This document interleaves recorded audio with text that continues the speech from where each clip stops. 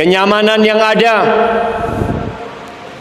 kemudahan yang kita rasakan dalam kehidupan sekarang, segala sarana informasi, sarana transportasi, semua yang mungkin belum pernah dirasakan oleh generasi-generasi terdahulu, kita dapat merasakannya.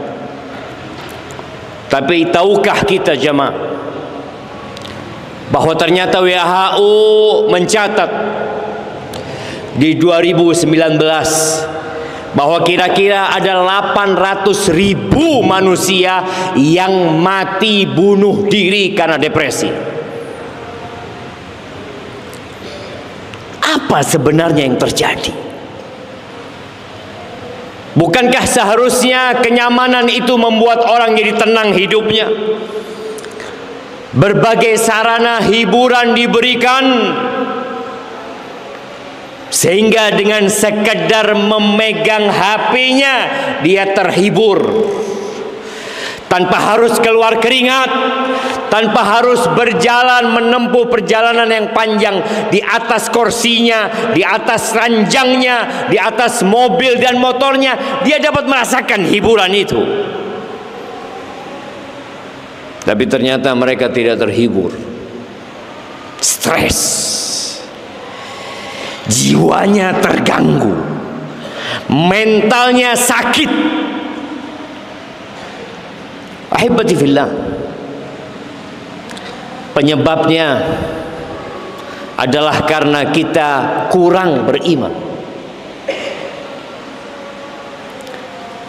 Kita nggak kenal dengan Allah yang menciptakan langit 7 lapis dan menciptakan bumi dengan segala isinya. Buat apa sebenarnya Allah menciptakan itu? Ketika seorang tahu dengan penciptanya dan tahu tentang keberadaannya, dan dia tahu bahwa badai pasti berlalu lalang, bahwa cobaan demi cobaan harus dia lewatin, berbagai masalah ekonomi, sosial, politik dan apa saja, dia yakin bahwa kita nggak lama dalam kehidupan dunia ini. Allah mengatakan, wa nabluukum bisyarri wal khairi fitnah wa ilaina turja'un. Kami memberikan ujian kepada kalian yang bentuknya kebaikan, kesenangan dan kesulitan serta keburukan. Fitnah, ujian buat kalian, dan kalian akan kembali kepada kita, kata Allah Azza wa Jalla. Berapa banyak mahasiswa yang mengakhiri hidupnya dengan bunuh diri karena skripsi tidak selesai. Beberapa waktu yang lalu, seorang tetangga membacok tetangganya sampai mati gara-gara sering ditanya kapan nikah, kapan kawin. Stres, depresi. Ya, tahun ini, bulan lalu, satu keluarga terjun dari apartemen, bapak, ibu bersama anak-anaknya. Kenapa? Bangkrut. Ahibati fillah, salah satu rukun Islam, dan itulah cara orang masuk ke dalam agama Islam, adalah asyhadu an la ilaha illallah wa asyhadu anna Muhammadar Rasulullah. Ketika seorang bersaksi bahwa Tuhannya adalah Allah, yang menciptakan dirinya adalah Allah, ada 8 miliar manusia, semua yang memberikan rizki kepada mereka adalah Allah, yang mengatur urusan mereka adalah Allah, binatang-binatang di lautan, ikan-ikan di sana, burung-burung di hutan, Allah yang memberikan makan kepada mereka. Maka orang akan tenang bahwa ternyata hidupnya ditanggung oleh pencipta. Dia yakin bahwa seluruh umat manusia kalau berkelompok, bersatu padu untuk memberikan bahaya kepadanya, nggak akan bisa, kecuali Allah. Sekali lagi Allah. Begitu pula manfaat, nggak ada yang bisa memberikan manfaat kepada kita kecuali Allah Azza wa Jalla. Dan rukun iman salah satunya adalah beriman dengan takdir Allah Azza wa Jalla yang baik dan yang buruk. Dulu ada sebuah ungkapan yang menyesatkan yang mengatakan takdir itu kejam. Allah itu Ar-Rahmanir Rahim. Allah itu Maha Pengasih dan Maha Penyayang. Sebagian orang dikasih anak, sebagian orang nggak dikasih anak sama Allah. Sebagian orang ada sampai mati nggak nikah. Sebagian orang menikah dan ada yang bercerai. Ada yang sukses, ada yang bangkrut, ada yang lulus, ada yang tidak lulus. Hadhil hayat. Ketika engkau beriman dan yakin bahwa semua ketentuan itu bermuasal dari Ar-Rahmanir Rahim, Al-Alim Al-Hakim, Al-Latiful Khabir, ala ya'lamu man khalaq wa huwa Al-Latiful Khabir, engkau akan tenang hidupmu. Ketika kau tahu la yukallifullahu nafsan illa wus'aha, Allah tidak memberikan beban kepada hamba di luar batas kemampuan dia. Kita yakin bahwa saya beban ini aku mampu menghadapinya. Dari mana engkau tahu mampu? Ya kalau aku bersandar kepada diriku sendiri aku nggak mampu.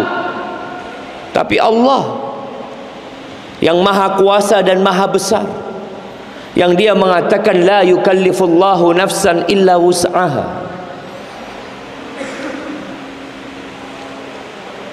Ya, pinjol. Berapa banyak orang yang berpikir pinjol solusi untuk masalah dia. Akhirnya dia gali lubang, tutup lubang, terakhir dia masuk ke lubang dengan cara bunuh diri. Tidak seperti itu, syama. Ahibati fillah. Yang pertama, agar kita tidak depresi, agar kita tidak hidup dalam kegalauan, kecemasan, stres, adalah kembali kepada Allah Azza wa Jal, kembali kepada pencipta. Maka kata Allah Azza wa Jal, wa basyiris sabirin. Sebelumnya Allah mengatakan walanabluwannakum bisyai'in minal khauf. Kami benar-benar akan memberikan cobaan kepada kalian. Pasti ya, cobaan itu datang. Apa bentuk cobaan yang pertama? Bisyai'in minal khauf. Kecemasan, takut, khawatir, gimana nantinya, bagaimana nantinya, terus gimana, aku apa sikapku nanti. Ada rasa takut itu, dan kita merasakan walju. Ada sebagian yang ujiannya di ekonomi. Wa naqsim minal amwali wal anfusi wath thamarat. Ditinggal orang-orang yang dicintai. Gagal panen. Mau gimana kita? Kita hanya bisa menanam, kita merawat, tapi yang menentukan itu bisa dipanen atau tidak adalah Allah Azza wa Jalla. Ketika gagal panen, ketika bangkrut usahanya, ketika mati orang-orang yang dia cintai, wa basyiris sabirin, berikan kabar gembira kepada orang-orang yang menahan diri. Ya, sabar itu pahit, jemaah. Sabar itu membuat kita meneteskan air mata, menggenggam tangan kita, menahan diri untuk melakukan tindakan-tindakan yang dimurkai Sang Pencipta. Tahan, pahit.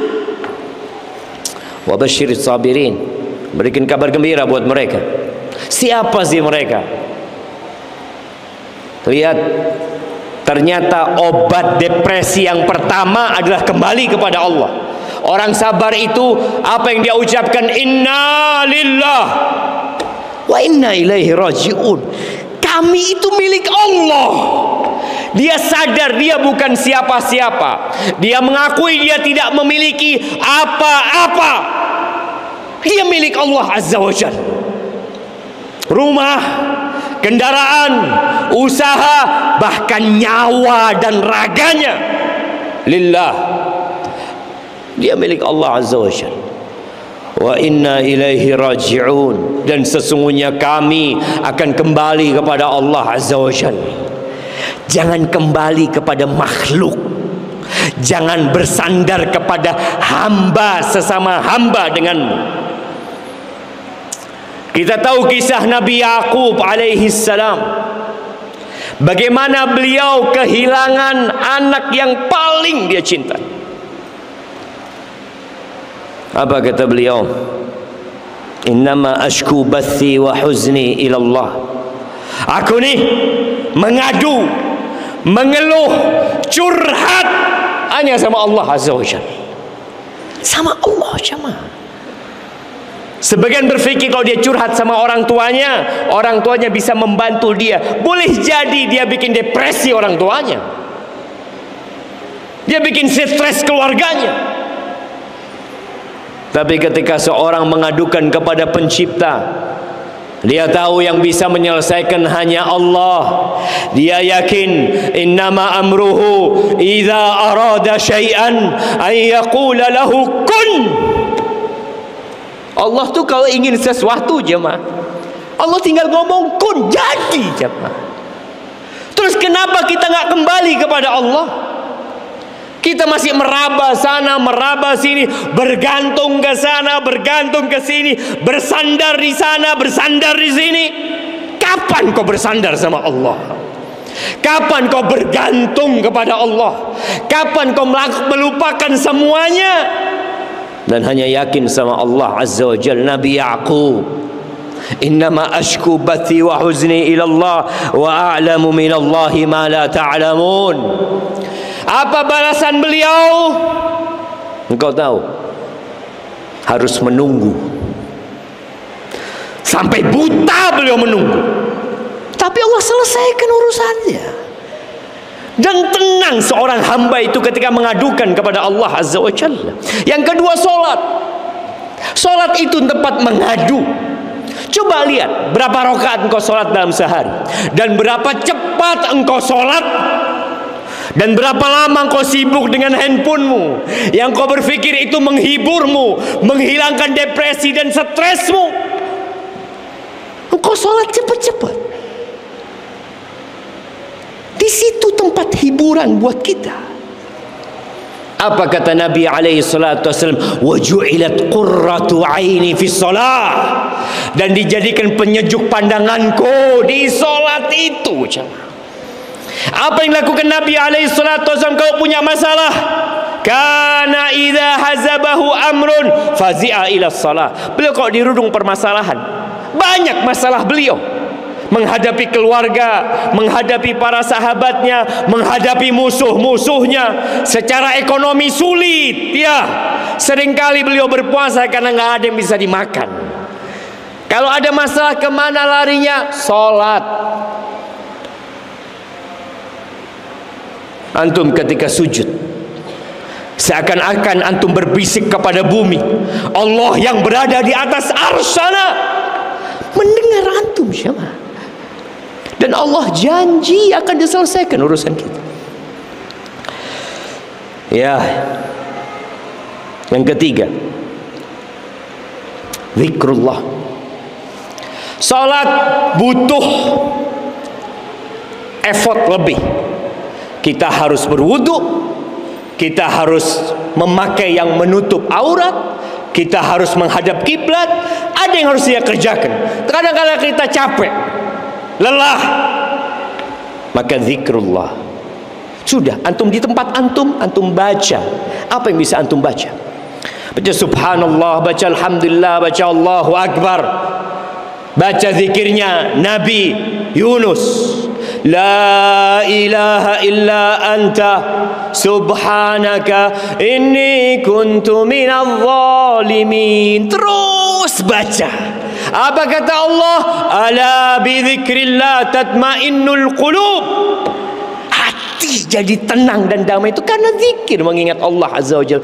Tapi kalau kita ingat sama manusia, apa kata manusia nantinya?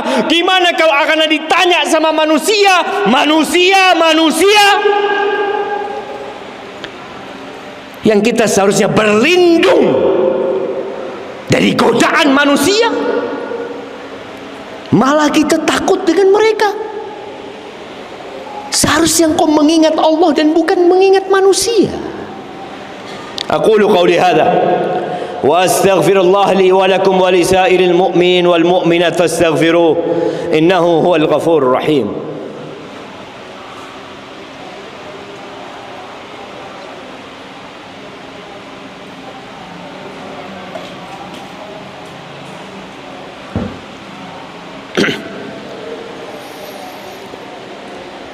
Alhamdulillahi wa kafa wassalatu wassalamu ala nabiyil mustafa sayyidina wa maulana wa syafi'ina Muhammad wa ala alihi wa ashabihi wa man iqtafa. Amma ba'd. Ibadallah, setelah kita bersandar kepada Allah, kemudian salat, ruku dan sujud untuk Allah, dan lisan kita terus mengingat Allah Azza wa Jal. Yang keempat adalah membaca Al-Quranul Karim dengan maknanya. Afala yatadabbaruna Al-Quran am ala qulubin aqfaluha. Itu orang-orang kenapa enggak mentadabburi Al-Quran? Apakah sudah dikunci? Ada gembok di hati mereka, ada grendel di hati mereka. Ahibati fillah, Quran itu syifa. Wa nunazzilu minal Qur'ani ma huwa syifaun wa rahmah. Quran itu syifa, penyembuh. Ketika orang depresi, dia berangkat ke psikiater, dia berangkat ke dokter, dikasih obat ini itu macam-macam, dia beli, sembuh. Ya, berkurang. Quran yang syifa nggak dibaca. Baca sama artinya. Nggak perlu terburu-buru dikejar untuk menghatamkan, baca sama artinya. Sembuh. Bagaimana orang-orang kafir yang hatinya seperti batu, dibacakan kepada mereka Al-Quran jadi lembut. Hati itu bisa jadi lembut, jamaah. Maka tolong, kemarin Ramadan kita hatam Quran, sekarang mulai kita tinggalkan Al-Quran. Dan yang kelima adalah bersungguh-sungguh berdoa memohon kepada Allah Azza wa Jal. Allah mengatakan ud'uni astajib lakum. Kalau yang pertama bersandar dengan hatinya, bahwa dia tidak meminta, memohon kecuali kepada pencipta. Yang terakhir, dia angkat tangan, dia bersimpuh, dia memanggil nama Allah Azza wa Jal. Nabi kita Muhammad alaihi salatu wassalam ketika perang Badar, dia tahu 300 belasan orang harus menghadapi 1000 pasukan dengan senjata lengkap, dan secara logika kalah. Maka beliau angkat tangan sampai selendangnya jatuh. Beliau semalaman sholat di malam Jumat tanggal 17 Ramadan tahun 2 Hijriah. Beliau angkat tangan mengatakan, Allahumma anjiz ma wa'adtani, Allahumma anjiz li ma wa'adtani, Allahumma atini ma wa'adtani, Allahumma intuhlik hadhihi al-isabah. Ya Allah, kalau sahabat-sahabatku kalah hari ini, kalau mereka terbunuh hari ini, engkau gak bakal disembah lagi di muka bumi ini, ya Allah. Minta sungguh-sungguh sama Allah. Sampai jatuh selendang beliau.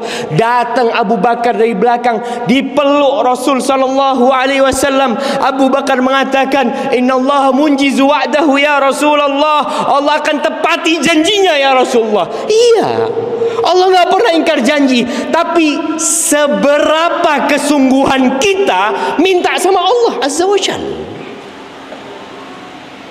Kita kenal mintanya santai. Minta dengan sungguh-sungguh. Apapun masalahmu, nggak ada yang mustahil buat Allah. Nggak ada semua.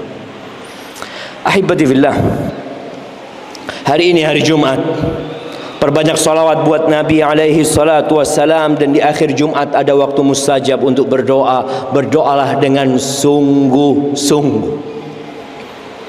Angkat tangan, yakin bahwa Allah akan mengabulkan. Dan Allah tidak mengabulkan doa dari hati yang lalai.